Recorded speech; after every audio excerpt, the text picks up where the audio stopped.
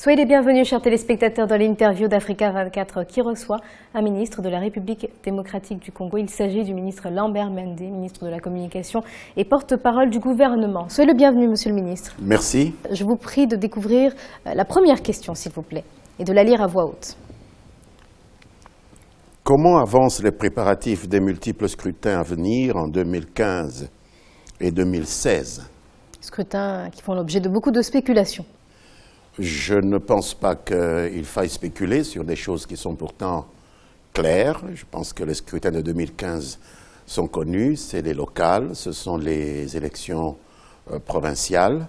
En ce qui concerne les provinciales, je pense que depuis hier, un calendrier de dépôt de candidature, d'étude des candidatures, de confirmation de celles-ci après un recours contentieux éventuel a été annoncé par la commission électorale nationale indépendante. Nous y sommes en plein.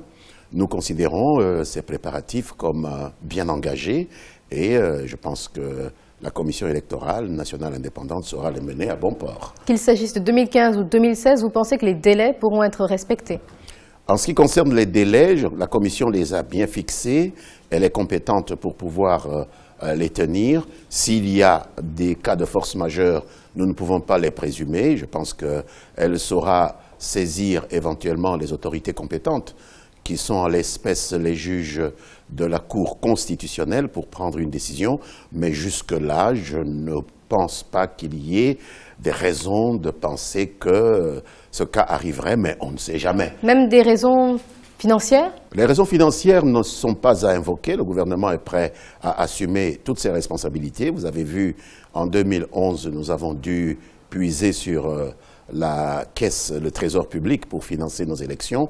Nous nous sommes retrouvés bien seuls parce que la communauté internationale, après moult promesses, nous avait lâchés. Mais l'État congolais s'est assumé et a pris en charge les 95% des 450 millions qu'il fallait. Nous sommes prêts à faire le même effort pour ce cycle électoral.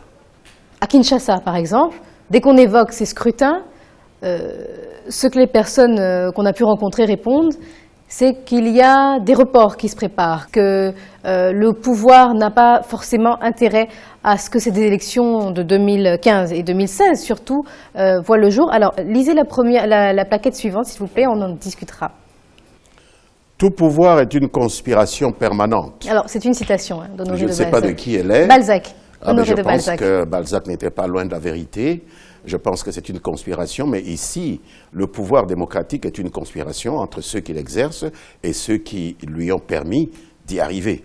Je pense que c'est ça la démocratie. Je pense que le peuple a confié des pouvoirs à des gens dans lesquels il a confiance. Et cette conspiration-là, si c'est cela qu'on peut appeler une conspiration, est une bonne conspiration. Est-ce que vous pensez que le peuple a toujours confiance? Le peuple a toujours confiance en ce pouvoir?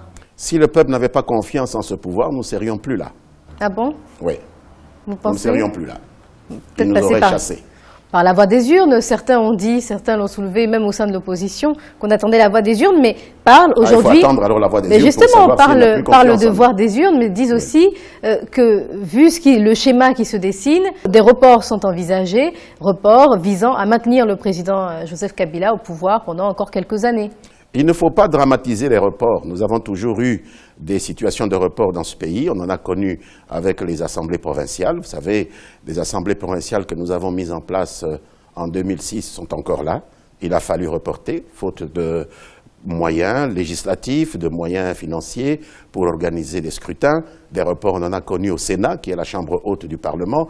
Ce n'est pas la fin du monde. Dès le moment où c'est prévu dans la Constitution, madame, il n'y a pas matière à dramatisation. Vous êtes en train un peu de minimiser l'impact de ce report qui pourrait justement déclencher la colère de ces opposants qui n'attendent que cela pour manifester leur mécontentement. Je ne pense pas que les scrutins électoraux sont organisés pour un groupe de gens qu'on appelle les opposants. Vous leur donnez bien trop d'importance. Le scrutin, c'est pour le peuple. Si le peuple estime qu'on peut reporter pour les députés provinciaux, qu'on peut reporter pour le Sénat, qu'on peut reporter pour toute autre institution, je ne vois pas quel groupe d'individus au sein du peuple a le pouvoir de s'imposer au-dessus de la volonté du peuple qui a prévu ce type de report dans la Constitution. Le peuple aura son mot à dire? Mais le peuple a son mot à dire puisque c'est le peuple qui a écrit, qui a voté la Constitution. Donc le peuple a déjà décidé à ce moment-là que ces choses-là sont possibles sans qu'il faille pour autant casser la baraque. Vous pouvez nous dire si, par exemple, le président compte prendre sa retraite réellement en 2016? Le président de la République a toujours dit qu'il respecterait la Constitution. La Constitution ne prévoit pas plus de 2 mandats. Je ne sais pas ce qui permet à certains, en dehors du discours électoraliste, des gens qui veulent affaiblir sa famille politique, de prétendre qu'il en sera même au sein de la autrement. population, même au sein de la population, on je ne l'entend. pense pas. Dans la population, il y a aussi des gens qui sont de l'opposition, tout comme il y a des gens qui sont de la majorité. Donc pour vous, il n'y aura pas ce qu'on appelle un glissement électoral? Tout dépend de la commission électorale, madame. Ce n'est pas la population qui organise les élections. Le glissement ne viendra que d'une initiative de la commission électorale qui va demander pour cela la permission du juge, c'est-à-dire de la Cour constitutionnelle. Tout cela est prévu. Il ne faut pas croire que c'est ici des gens de l'opposition qui règlent ces questions-là. Ces questions sont bien codifiées. Il y a des structures qui prennent ces décisions. Elles n'ont pas encore été interrogées puisque le cas n'est pas encore advenu. Attendons que la situation arrive et ne préjugeons pas. Tout le reste n'est que discours de campagne électorale anticipé. Et il faudrait que ces institutions, comme vous dites, soient impartiales. C'est le cas? Je n'ai pas entendu qu'il y ait remise en cause de l'impartialité ni de la Commission électorale nationale indépendante, ni de la Cour constitutionnelle. Vous n'avez jamais entendu? Non, sincèrement. Tout en restant dans le même sujet, est-ce que vous êtes pour ou contre la tenue, Monsieur le ministre, d'un dialogue national? Nous sommes pour la tenue d'un dialogue national. Il faut être fou pour ne pas envisager. Donc il y a beaucoup de fous en RDC alors? La solution d'un problème aussi important, non, la majorité de la population est pour le dialogue national. Essayez de faire une tournée, une sorte de sondage, vous verrez que la majorité de l'opinion estime qu'il y a des questions qui doivent être débattues en dialogue, notamment des questions qui ne peuvent pas figurer dans une constitution. Le comportement de l'homme politique, l'acceptation du résultat électoral, le non-recours à la violence lorsqu'on a perdu une élection, toutes ces questions qui nécessitent que nous puissions changer notre comportement politique. Ce sont des questions qu'il faut parler, dont il faut parler au cours d'un dialogue, et il faut vraiment être fou pour accepter que nous répétions ce que nous avons vu en 2007 ici après une élection, ce que nous avons vu pendant les élections en 2011, les violences. Je ne connais pas une frange de la population qui accepte qu'il y ait des violences, et il n'y a qu'à travers le dialogue que nous pouvons prendre de bonnes résolutions d'éviter des recours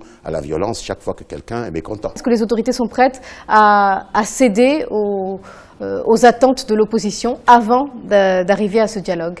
Encore faut-il que ces conditions nous soient connues. Nous avons vu des personnes de l'opposition qui refusaient même de participer à des consultations sur le dialogue, au cours desquelles elles auraient pu faire valoir les conditions pour que le dialogue soit correct. Alors, si on ne peut même pas se consulter au sujet du dialogue pour parler notamment de ces conditions, vous comprenez qu'on cherche autre chose. Mais ceux qui ont pas du tout la participé... solution d'un problème de société comme ce que nous allons chercher à travers ce dialogue. Ceux qui ont participé, par exemple, à ces concertations, qu'est-ce qu'ils ont pu obtenir?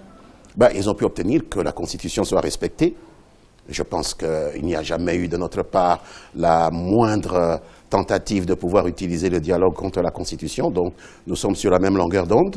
Je pense que c'est essentiellement cela, que les institutions soient respectées, ce que l'opposition ne respecte pas, puisqu'elle a toujours tendance à considérer que les institutions actuelles n'ont aucune valeur. Et donc là, ils ne sont pas en phase avec l'opinion majoritaire de ceux qui avaient été consultés. L'opinion majoritaire. On va terminer avec la question joker, Monsieur le ministre, avant de conclure cette interview. Il nous a été rapporté que vous étiez de moins en moins proche du peuple, que vous preniez effectivement fait et cause, et c'est votre rôle, vous êtes porte-parole du gouvernement pour les autorités, mais que vous vous éloignez de la population, des réelles préoccupations des Congolais.